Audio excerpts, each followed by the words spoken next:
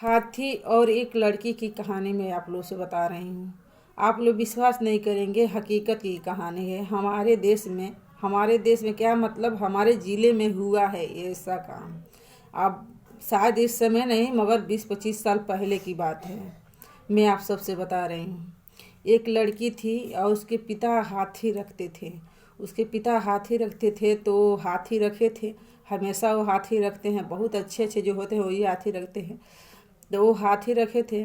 तो उसकी बेटी थी, एक 12-13 साल की लड़की थी। वो उस बेटी से बहुत ज़्यादा प्यार करते थे।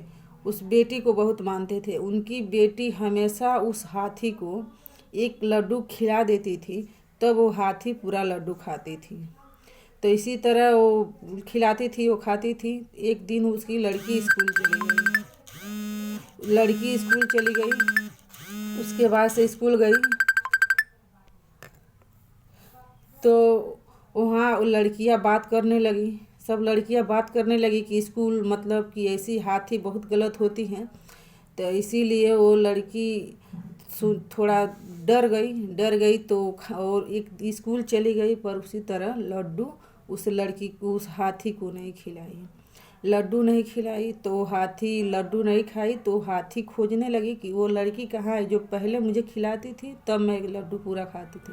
जब एक लड्डू वो लड़की खिला देती थी तो इतना ज़्यादा लड्डू हाथी वो खाती थी। तो उसके बाद से जब वो हाथी लड्डू नहीं खाई, उस लड़की से लड्डू नहीं खाई, और उस लड़की को खोजने लगी। तो वो लड़की तो स्कूल चली गई थी। उसके बाद से हाथी 12 बजे 1 बजे तक खोजी। उसके बाद से हाथी वहाँ से भागने लगी, सनक गई। हाथी जैसे परेशान करने लगी, खोजने लगी उस लड़की को। तो जो उसका हथुआन था वो मान नहीं रहा था। वो उससे भी हाथी नहीं मान रही थी। उसका हथुआन उसके पीछे पीछे भागा मनाने के लिए। जानते हैं जो हथुआन होते हैं वही मनाते हैं, नहीं तो और किसी के मान की हाथी नहीं रहती है।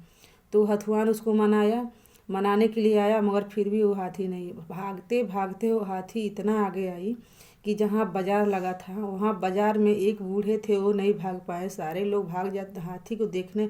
जब देखे तो सारे लोग भागने लगे, वो बूढ़े नहीं भाग पाए। तो उन बूढ़े को क्या की हाथी कि दोनों नीचे से ऊपर टंगरी उठा करके उसको फाड़ दी।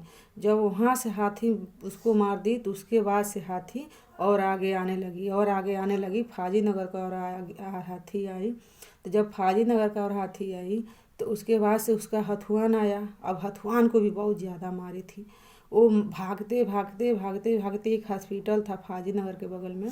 उस हॉस्पिटल में वो हाथी वहीं पर गई। वहीं पर जो हथुआन था वो वहीं पर लुकाया था। तो उस डॉक्टर के घर में हथुआन लुकाया था। तो उसके बाद से वो डॉक्टर से बोला, हथुआन वो बोला कि देखिए डॉक्टर साहब, हाथी मुझे खोजते खोजते यहाँ भी आ जाएगी। वो डॉक्टर थोड़ा होशियार था। तो डॉक्टर क्या किया कि पूरा जो कमरे के बाहर बाहर पूरा बिल्डिंग में वो कनेक्शन लगा दिया, जैसे साट पूरा लगवा दिया तार लाइट। जैसे जैसे हाथी ऐसे ऐसे सूंड से मारती थी उस पर, तो वो चर चर चर करता था। लाइट उसको जब करंट लगता था तो पीछे हो जाती थी।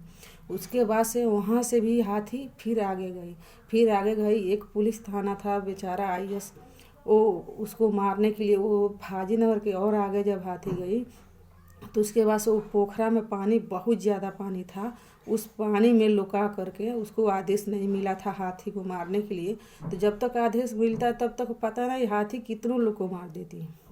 तो उसके बाद से जब उसमें पानी में हाथी गई, वो हाथी उधर गई तो IS क्या किया कि अंदर पानी में जा कर के उस हाथी को गोली से मार दिया।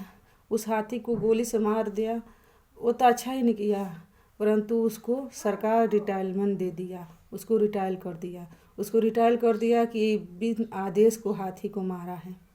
अब बताइए, जब तक उसको आदेश मिलता मारने के लिए तब तक हाथी तो पता नहीं कितनों लोग को मार दी। बेचारा रिटायर हो गया, इतना लोगों को जान भी बचाया और उसको आदेश भी नहीं मिला कि मार जाने दो, जान बचाया है। उसको पुरस्कार मिलने के लिए चाहिए, परंतु उसको रिटायर ही सरकार कर दिया। ऐसा जमाना है।